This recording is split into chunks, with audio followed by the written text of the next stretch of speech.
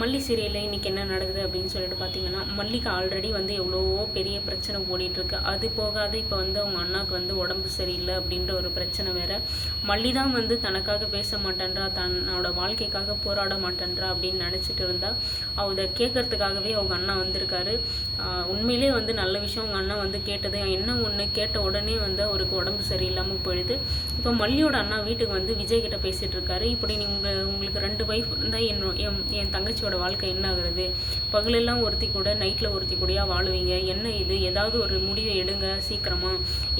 என்னோட தங்கச்சி வந்து இப்படி இருக்கிறதுக்காக வந்து நாங்கள் கல்யாணம் பண்ணி கொடுத்தோம் அப்படின்ற மாதிரி வந்து பாசிட்டிவாக அப்படியெல்லாம் மல்லிக்கு சாதகமாக வந்து பேசிகிட்டு இருக்கும்போதே அவருக்கு வந்து மயக்கம் வந்துடுது வழியில். மல்லியும் விஜயும் வந்து இவரை எப்படியாவது ஹாஸ்பிட்டல் கூட்டிகிட்டு போகணுமே அப்படின்னு சொல்லிட்டு இவங்க கிளம்பும்போது ரேணுகா வந்து வீட்டில் தனியாக இருக்கா. இப்போல்லாம் வந்து மேடம் வந்து விஜய் கூடலாம் போக மாட்டாங்க. ஏன்னா வந்து ரகு கிட்ட பேசணும்ல, ஏன்னா மொபைல் வந்து இங்கே தான் இருக்குது. இந்த ஒரு சான்ஸை மிஸ் பண்ணக்கூடாது அப்படின்னு சொல்லிட்டு வந்து இப்போல்லாம் வந்து சைலண்ட்டாக இருப்பாங்க. இப்போ இவங்க இப்படி ஹாஸ்பிட்டலுக்கு போனதுமே வந்து இவன் மொபைலை எடுத்து ரகுவுக்கு கால் பண்ணி நெக்ஸ்ட்டு என்ன பண்ணணும் அப்படின்னு சொல்லிட்டு கேட்கவா அப்படின்னு சொல்லிட்டு நம்ம நினச்சிட்டு இருந்தா, அதெல்லாம் கிடையவே கிடையாது. ரகுவவே வந்து இவன் மிரட்டிகிட்டு இருக்கா. என்ன அப்படின்னு சொல்லிட்டு பார்த்தீங்கன்னா, நான் விஜய் கூட சேர்ந்து வாழணும், எனக்கு விஜய் வந்து பிடிச்சிருக்கு, இதுக்கப்புறம் இருக்கிற வாழ்க்கை ஃபுல்லாக நான் விஜய் கூட தான் இருப்பேன், நீ இதுக்கப்புறம் வந்து தலையிடாத, எனக்காக என்ன எனக்கு நீ யாருன்னே தெரியாது, உனக்கும் நான் யாருன்னு தெரியாது, இதுக்கப்புறம் உனக்கும் எனக்கு எந்த சம்மந்தமும் இல்லை, இதுக்கப்புறம் உனக்கும் எனக்கும் எந்த சம்மந்தம் இல்லை அப்படின்னு வந்து இப்படி சொல்லிட்டு இருக்காங்க ரேணுகா. என்னடா வந்து ரேணுகா வந்து ரகுவவே எதிர்த்து நிற்கிறாளோ, அந்த அளவுக்கு வந்து விஜய் மேலே இவளுக்கு ஆசை வந்துருச்சா அப்படின்னு நமக்கே வந்து ஒரே ஆச்சரியமாக இருக்குது.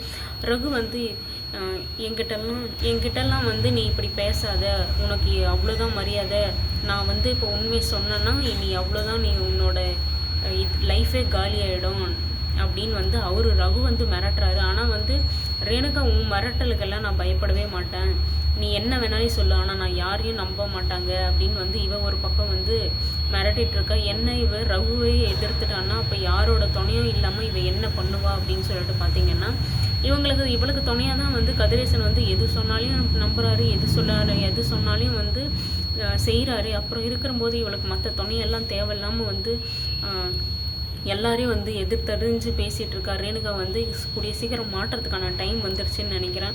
ஏன்னா வந்து இப்போது இவளுக்கு ஃபுல்லாகவே வந்து பழைய லைஃப்குள்ளே நம்ம போகக்கூடாது, இதுக்கப்புறம் நம்ம அந்த லைஃபுக்கு போனால் கஷ்டப்படணும், அப்படி இல்லைன்னா மிஞ்சி போனால் மாட்டினோன்னா ஜெயிலுக்கு தான் போவோம், எதுக்கு நம்ம இப்படி போராடணும் அப்படின்னெல்லாம் வந்து முடிவு பண்ணி தான் இதுக்கப்புறம் இருக்கிற லைஃப்பை வந்து விஜய் கூட சேர்ந்து வாழ்ந்தால் நான் சந்தோஷமாக இருப்பேன்ல, எனக்கு எந்த கஷ்டமும் வராது, என்னை பார்த்துக்கிறதுக்கு நீ இருக்கல அப்படின்னு சொல்லிட்டு தான் வந்து விஜய் மேலேயே வந்து இவளுக்கு ஆசை வந்தது.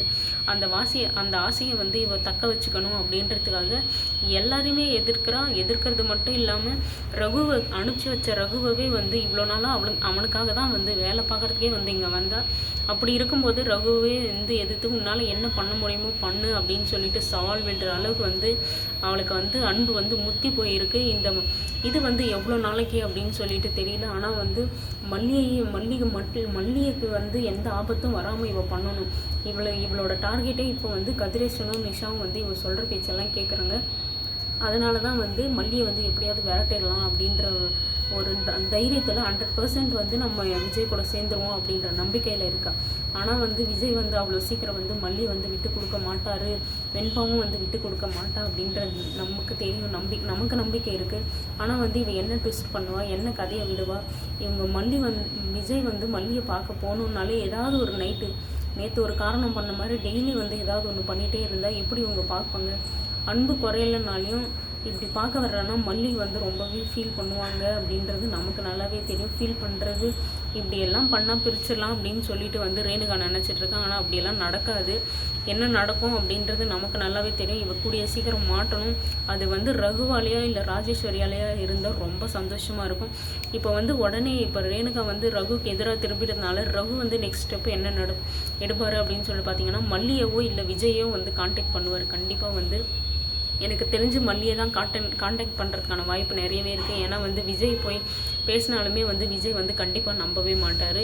ஏன்னா விஜய்க்கும் ரகுக்குமான அதுதான் வந்து ஏதோ ஒரு விஜய் வந்து பழிய வாங்கணும் அப்படின்ற ஒரு எண்ணத்தில் தான் இங்கே வந்தாரே தவிர மற்றபடி இவங்ககிட்டேருந்து பணம் அடிக்கணும் அப்படின்றது கிடையாது. இப்போ வந்து ரேணுகாவை எதிர்த்து நிற்பாரா இல்லை வந்து விஜயை ஏதாவது பண்ணணும் அப்படின்னு சொல்லிட்டு எதிர்த்து நிற்பாரா அப்படின்னு சொல்லிட்டு தெரியல. என்ன நடக்குது அப்படின்னு சொல்லிட்டு வெயிட் பண்ணி பார்க்கலாம்.